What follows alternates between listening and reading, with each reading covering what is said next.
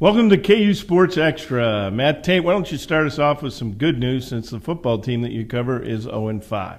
They are 0-5, but there's another zero that matters for KU right now, and that's on the other side of that dash, and that's the volleyball team that is 17-0. School record, ranked 9th in the country.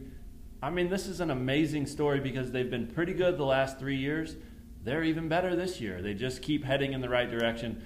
Real credit to Ray Bouchard, his recruiting, his assistant coaches doing a good job coaching, and these players for playing hard and playing with a ton of heart. It's a fun team to watch. It's a fun atmosphere over there.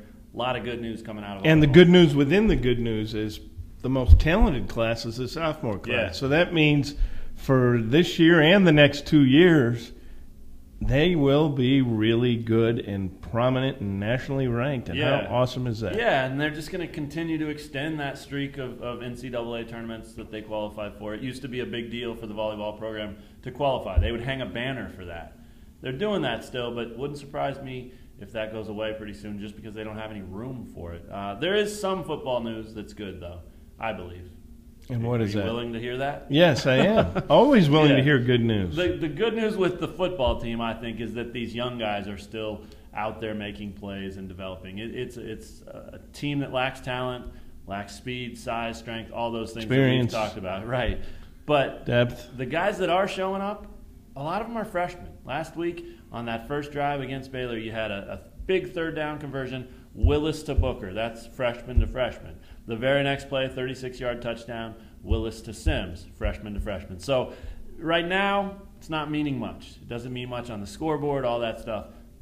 But you got to wonder if those types of things that are happening right now for those young guys, eventually, a year, 2 years from now, will be really good news, not just good news. Like Tyrone Miller, the cornerback who, by the time he transfers to safety, moves over to safety, which is really his true position, will be a really good safety. And when you've got some of the, if they're able to keep the recruits they have, right, that's going to be able to happen, and that's exciting news as well. So there's plenty of good news, and there's some bad news. And the bad news is Montel Cozart is not healthy yet. His left shoulder is still injured, although he was not in a sling at the last practice. And the reason this is bad news is I believe now that Ryan Willis is in place at quarterback and figures to get more knowledge and experience every week, now's the time to start breaking in Montel Cozart at another position, whether that be receiver, which would be an easier position to pick up in midseason, or cornerback, where there's a greater need. And I would love to see what he could do at cornerback in time. It'd be awesome. And, you know, for him, too, nobody wants to sit and not play because they're injured. And the guy worked as hard as anybody this offseason. Great kid. Yeah, he deserves to be out there on the field playing, having fun. Win or lose, he deserves to be out there playing. So hopefully he can come back soon. And like you said, that absence of the sling is maybe a sign that he's headed in the right direction. Well, KU plays another home game against another high-powered offense this weekend, Texas Tech, Saturday morning, 11 a.m. Let's break this one down, and I think you could do it in maybe one word. What would that one word be? More of the same. That's one word. It is. In the dictionary, you look it up, it's actually one word. I would have gone with offense. More offense coming to town. You know, Baylor had a lot of their starters were without their pads in the second half, hanging out on the bench, chilling, talking to the fans, and having a good time. A lot of their coaches were not even up in the box for the rest of the third quarter and the fourth quarter. They definitely put it on cruise control and didn't try to keep scoring. Had they done that, 100 points. We talked about that. They easily could have got there. I'm not sure that Cliff Kingsbury and Texas Tech will hit the brakes like that. I think this is a team that will probably remain aggressive most of the game. David Beatty talked about his relationship with Kingsbury. They are friends. They work together on the same staff. Maybe that helps him. Maybe that keeps them from going for 100 points this week. But Tech's offense is every bit as talented and explosive as Baylor's, so I think that scoreboard is going to be lighting up for the opponent. The question is, can KU get a few more points? And to me, that's the more relevant question because, yes, it's one word, more of the same. One word. But really, the way that this can become a litmus test for improvement is by looking at how many points Kansas can score. You know that the Kansas defense can't compete with these offenses. Right. Just can't. So it really doesn't matter If you're going to look at, well, they scored this many, they scored 66, that many. 76, Yeah, 82, no. whatever. But this is an opportunity for Kansas to face a defense that is not a high-powered defense. Is it a better defense than Kansas's offense? Sure, because they've won all the recruiting battles. But is it a defense that is impossible to score on? No, it's not. So let's see what they can do with Ryan Willis at quarterback and with receivers beginning to get healthy. We'll see if Josh Stanford is probably not ready. I'm interested to see what he brings. Sure. And you have more time for Willis now each week to develop connections with receivers such as Kent Taylor and Steven Sims, Harris, a little-known Hollywood actor. Yeah. Really talented up-and-comer. Yeah, the young guys, Booker and Tyler Patrick. Yeah, right. there's a fleet of guys, and I think the longer he plays with them, the better connections he'll have with them. And I think that if they score 7 points against Texas Tech, that's not a good sign. I agree. Last week, you picked 70-14, and I picked 73-14. Final was 66-7, so we were in the ballpark. Let's put it out there. Prediction time. Checkers sponsors our online prediction contest, which I guess I was told I finished second among all competitors last week. Adrian, guy that runs that for us, told me thought he'd mention that. I had no idea. I finished first, but that's okay. I doubt that. But yeah, I mean, I don't track that. So he came up to me, and I finished closer to the bottom than the top most of the time. I don't do well in those. Well, you reach out, you take chances. That's this exactly week your chances came through. You got to believe. I didn't pick Kansas though. You got to believe, and you got to earn it. Turner Gill, David Beatty. Yes. Believe and earn it. All right, well, I'm curious to hear your pick. Whether you picked the same score in the Checkers contest or not, doesn't matter. This is the official KU Sports Extra prediction. Okay, at this point in the week, I believe the score will be 59-17 Texas Tech. Interesting. Not bad. I'll be mildly disappointed with the 17. Yeah? If that comes true, and if they score more than that, then I think that's a real sign of progress. Sure, yeah. As I talked about a minute ago, I've got Texas Tech scoring and scoring and scoring and scoring and scoring. So I've got 73 for the second week in a row. But I do have KU with 21. I think they can score 3 touchdowns. And I think that, like you said, you hit it right on the head. That would be a big-time sign. I mean, especially for all those freshmen. Rob Likens was talking about it this week at the press conference. He said, at one point we had 6 freshmen out there on the field. He said, I just couldn't help but do anything but laugh. He's doing all he can, and he's having fun with it because of that. He had a really cool comment, too, and he said you can either choose to look at it and focus on the loss and, what's not happening and what's not going right and all the mistakes these young guys are making because they haven't played.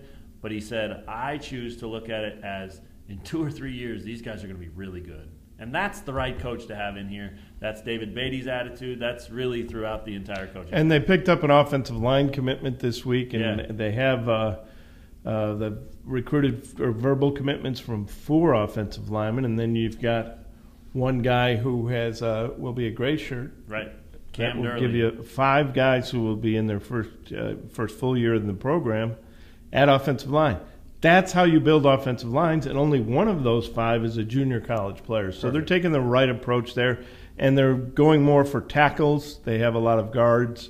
I could probably use another center. But it's definitely these guys know what they're doing. It's just going to take a lot of time. There you go. One thing they don't need to go after is wide receivers. We've talked about that a lot this week, and you keep saying they have too many receivers. I think they do. Why do you think they have too many? Well, I think that they wanted some experienced receivers, so they went after Josh Stanford and Quincy Perdue, although he didn't have much right, but more experience. Than a true freshman, Yeah, sure. And neither one of those guys has produced yet. Injury is the reason for Josh Stanford.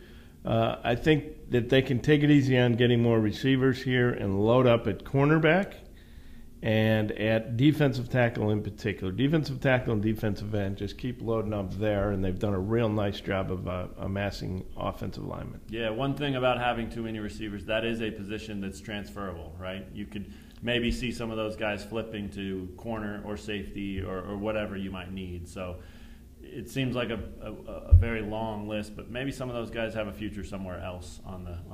Well, you do though, as Likens has said many times, in the course of a game, because they want to do that fast-paced air raid offense. Right. You do need a lot of receivers coming in and out just to give them more rest. Yeah, so he said they play 8 or 9 a game regularly. So that's a good point. Well, 73-21 Texas Tech and 59-17 Texas Tech. All right. Both covers by Texas Tech. Go figure. All right, let's do the primetime pick. Who's going to play well for the Kansas Jayhawks against Texas Tech on Saturday? I just think Kent Taylor looks like a majorly talented player. He made an unbelievable catch, the tight end. Unbelievable after an unbelievable scramble by Ryan Willis. Willis really showed some speed there, scrambling out of that, or at least escapability. And at the last instance before he gets creamed, he lofts one down the sideline, and Kent Taylor just kind of stuck his arm out, and it kept going, that arm, and he hauled it in with his right hand. Great catch. Unfortunately, Jeremiah Booker was guilty of an offensive pass interference penalty on that, and it came back. But that, I saw it with my own eyes. Amazing catch. Kent Taylor knows how to get open. He's a big target, and Ryan Willis is a good quarterback, so I think that we'll see a lot more of Kent Taylor as the season progresses. I like that pick, and I think you could pick him every week. That's a guy they have to get more involved in this offense, one way or the other, even if it's just force-feeding him early, just to get the ball in his hands and let him see what he can do. He is a matchup nightmare for any team, and I like that pick. What I liked about that play that I think, had it stood, would have been probably the play of the year. I don't know that we'll see a better play for Kansas anyway. What I liked about it, though, was, I mean, you said it exactly right. Ryan Willis was sprinting to get away from the rush to the sideline, so he's running out of room. He still had the ability and the head to square his shoulders and turn downfield and let that thing go, and then had some touch on it and a little zip. I mean, it tells you his eyes are in the right place when he's scrambling as well, downfield, always looking for an open man. A throw like that, and he made a few of them. A throw like that really shows you that this guy has the potential to really be that guy, the quarterback of the future. And you're going to hear a lot of, well, why are these guys got a great arm? Why are they throwing all these short passes? Right. Well, think about why. Because he'll get creamed if he's just throwing a lot of long passes. They don't have the line to protect him. And if you throw those short passes, that'll make teams a little leery about blitzing, because they're going to have pass patterns into the vacated areas of the defense, and that's how you keep them from teeing off on every play. Great point. Darren Thomas, who started for Oregon for 3 years at quarterback and started for Oregon in the 2010, it was in January of 11, the national championship game against Auburn. He was in town this week, knows Beatty through a friend who played for Beatty back in the day, and just came by to check out practice and just observe things. I heard wants to be a coach down the line, he's but playing in the busy arena playing league now and not interested in coaching yet. He said he had a conversation with somebody about this team and about this offense specifically, and this person told me that he said they're basically a quarterback away, and they said, so you don't think Willis is any good? He goes, no, he's just a true freshman. I think the kid can play. He just needs time. And they said, well, what about the offensive line? That still has to be there. They have to protect him. He goes, not true. In this offense, the way they run things, he doesn't need much time. That's a good sign, too. I mean, that's a guy who knows offense at a high level, knows this style of offense, too. He sees that, hold that block for 2-3 seconds and that ball can come out. There is some hope here for the future. So, but the better the lineman, the more downfield passes you can. Well, and the more you can do. Yeah, absolutely right. My primetime pick is that guy that made the pass interference penalty that screwed your guy over. And I'm sorry about that. I'll talk to him. That's my bad. But I like Jeremiah Booker to have another big game this week. He just really looks good. The part. Yeah, he big looked guy. Really good in his debut. He'd been out with a broken collarbone, which if my collarbone were ever broken, the last place that I would show up anytime after that would be on a football field where guys were trying to break it again. So credit to him for just showing up and rehabbing to get out there. I love the way he attacks the football with his hands in the air. You could maybe demonstrate that. You played a little football more than I did. I played in the backyard. Well, you threw the ball, though, right? Well, I don't want to brag, but I wore number 5 after Terry Hanratty of Notre Dame. Right. Threw to my brother at 85 in a Notre Dame jersey, and then my brother, the track star from Boston College, in a Boston College sweatshirt. Beautiful, beautiful. But anyway, Jeremiah Booker, big, strong hands, physical guy, big target. I think he had a really nice debut, looked good, got his feet wet. I think he has a monster game against the defense that's not afraid to give up big plays and big passes. And a defense that now knows all about him and will put their attention on him. That's true. I like him to have over 100 yards. I like him to get his first touchdown. I think he has a big game this week. I think this kid is among the top 2 or 3 bright spots for the future on this program. Oh, I thought you were going to say among the top 2 or 3 Heisman candidates. I mean, you've been known for hyperbole, but well, he's among one of the best humans that I know. Or no, that's what David Beatty would say about Cliff Kingsbury. What do you think about that? Best humans? You have ranks of humans. I mean, I've heard. Well, I mean, that's David Beatty's ranking. I don't know Cliff top Kingsbury. 5, right? Top 5 humans. I'd put Muhammad Ali in the top 5. Jesus, does Jesus count? Yeah. JFK, Elizabeth Berkley. Special. That's a great list. I'm very happy about that. And Cliff Kingsbury. Okay. How about your top 5 non-humans? Can we go there? Is it Berkeley or Banks? Well, they're both. They both exist. One is of Showgirls fame. Which one's the a other's comedic real actress? The comedic actress. That's Banks. Banks, okay. Yeah, that's She's what great. I meant to say. Yeah, Showgirls great is actress. A little racy. Oh, okay. She's hilarious, though, Elizabeth Banks. Yeah, she is. Great comedic actress. All right, your non-humans, top 5 non-humans. Have you given that any thought? I mean, those were humans, all of them. My dog, Sammy. My former dog, Toddy. Okay. My former cats, Bonnie and Clyde. Beautiful. And I guess, did you have, like, a Flipper. Solid pick. 5th? Yeah, solid. Nothing wrong with that. All right, well, since that was obnoxious, let's transition right into the most obnoxious man in sports. This week, and finish this episode off, Tom Keegan, your most obnoxious man in sports is? The USC president. Oh, baby. That's good. There's a lot of obnoxiousness out there. We'll call him Dr. Max for short. Tell us what he did. Dr. Max said that Pat Hayden, they're supporting him 100%, fine. The AD, right? Right. Yeah. But then he said he's doing an outstanding job. Is he really? Steve Sarkisian had problems in Washington. And if he had done a little homework, he would have known about those problems, showing up at various functions, and then allegedly in games and practice, even some are accusing, as if he had been having a drink or two. I mean, KU football coaches haven't even done that. And no, if not at all. anybody were allowed to, it would be them. Yeah, but actually, I think you would agree with this. The KU's football practices are very well run. No question Go about like it. that. Boom, boom, boom, boom, boom. Not There's a no wasted minute. dead time. None. And the corrections are immediate. And the corrections are delivered at point-blank range. And the volume can get high sometimes, but the words are never degrading. Right. So I think that bodes well if they're able to recruit players and get players interested in a program that is not winning right now. Totally agree. All right, sorry to interrupt you there. Dr. Max. Dr. Max, you can just say we support Pat Hayden, and then when you fire him, you don't have to explain, well, why are you firing a guy who did an outstanding job? Because the basketball program under Andy Enfield has not been winning at all. That was a Pat Hayden hire.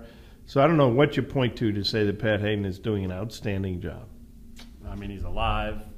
He's breathing. He was a great quarterback in his day. I believe he was one of the quarterbacks with O.J., and Steve Sagi was the other. O.J. I believe. We could take this a whole different direction. There's been a lot of very interesting O.J. documentaries on A&E recently. That's all I'm saying. Good stuff. All right, well, I'm going to go with an obnoxious person who really isn't the most obnoxious man in sports, but he forced himself into sports. Had he just stayed in the political realm, he probably wouldn't have made this list. But he decided to force it, and that's Texas Governor Greg Abbott, who through 7 innings of Game 4 of the Royals-Astros game decided it was a good idea to tweet out, "Congrats, Astros, on advancing to the ALCS. We're looking for an all-Texas ALCS. I'm looking at you, Rangers." Well, neither series is over, and that game wasn't even over. They do play 9 innings in the major leagues. Yep. And as you guys probably know, the Royals, with another epic comeback, ruined that tweet.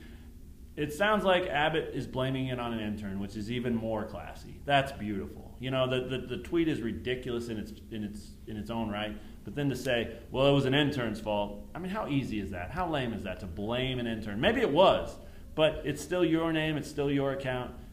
Enough. That's obnoxious. And the fact that you don't know the rules of baseball, that there are 9 innings and not 7. And even if, you're in the camp that you believe that baseball games could be shortened, it'd still be a 9-inning game. You'd just skip 2 innings, like the 4th and the 6th, for example. Just they don't happen. Yeah, like nothing happens in those innings, and Right. so it's still a 9-inning game. So from the bottom of the 3rd to the top of the 5th. Right, we go. Beautiful. That'd be beautiful.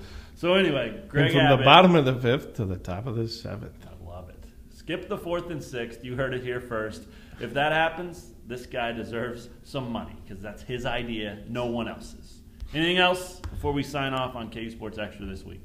I'm looking for a big game from the offense, and big game is a relative term, so a few touchdowns at least. Let's go. Let's see what you got. Yeah, and I think it could happen. I think that 1 week under his belt, 1 complete game under his belt could be really good for Ryan Willis. Maybe this week things go a little better. The whole game, not just the first drive. Tom Keegan, I'm Matt Tait. Thanks for checking out KU Sports Extra. We'll see you guys next week on another episode.